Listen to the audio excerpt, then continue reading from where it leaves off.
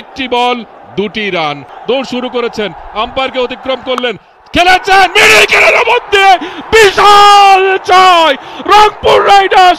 শেষ বলে এসে তারা ম্যাচটা জিতে নিল 3 উইকেটে। অসাধারণ ম্যাচ, সিলেট পর্বে প্রথম এক্সাইটিং ম্যাচ, যেটা শেষ ওভারের শেষ বলে ডিসাইড হলো। রংপুর রাইডার্স তারা কিন্তু কামব্যাক করেছে, বারবার পিছিয়ে পড়েও বারবার ফিরে এসেছে ম্যাচে, এবং শেষ পর্যন্ত নুরুল হাসান সোহান 1 ওভারে 30 রান নিয়ে অসাধারণ একটা ম্যাচ ফিনিশ করলেন। আপনাকে যদি কেউ জিজ্ঞেস করে আপনি জীবনে কি করতে চান, আপনার জীবনে ব্যর্থতা এসেছে, আপনি পরীক্ষায় খারাপ রেজাল্ট করেছেন, আপনার জীবনে কিচ্ছু হবে না, আপনাকে আপনার বাবা মা বলেছে তোমাকে দিয়ে কিচ্ছু হবে না, আপনি তাদেরকে নুরুল হাসান সোহানের এই 1 ওভারের ব্যাটিং দেখিয়ে দিতে পারেন। জীবনে সবকিছু সম্ভব যদি ডেডিকেশন থাকে, ডিটারমিনেশন থাকে, নিজের প্রতি বিশ্বাস থাকে, নিজের স্কিলের প্রতি বিশ্বাস থাকে। নুরুল হাসান সোহান, ও ইউ বিউটি, দুর্দান্ত, দুর্দমনীয়, একদম আউটপ্লেট করে দিয়েছেন। 4 ক্যাপ্টেন মিলে 1 ক্যাপ্টেনের কাছে পরাজিত হয়েছেন।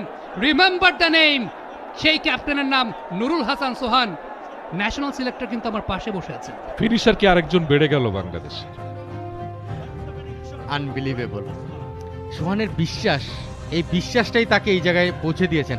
আমি কিন্তু শুরুতে বেশ 15 ওভারের সময় বলেছিলাম একটি ওভার, যে লাস্ট ওই ওভারটি কে করবে, এবং ওই ওভারটা যদি লাস্ট ওভার 20 রানও দরকার হয়, হয়তো ম্যাচের সিনারিও ডিফারেন্ট হতে পারে। 26 রান সেটাও এনাফ না, 30 রান করে ফেলেছেন। আনবিলিভেবল। এবং সোহান অফসাইডের ফিল্ডারগুলো সব উঠিয়ে আনা হয়েছে, সেদিক দিয়ে 4 মারলেন।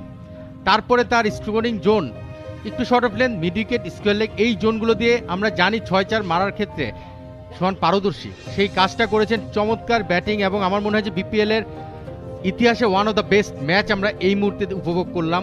1 ওভারে 26 রান হতেই পারে টি-20-তে, সেই কাজটা সোহান এসেই শুরুতেই ব্যাটিংয়ে নেমে যেভাবে করলেন। আমরা সাধারণত দেখি একজন সেটেল ব্যাটসম্যান থেকে, সেট ব্যাটসম্যান থেকে সে ফিনিশিংটা দেয়, বাট সোহান নিজের উপর বিশ্বাসটা রেখে এই 6টি বল খেলার আগে 1টি বল ফেস করেছিল, 2টি রান নিয়েছিল, তারপরে বাকি 6 বলে 30 run. Wow, what a innings!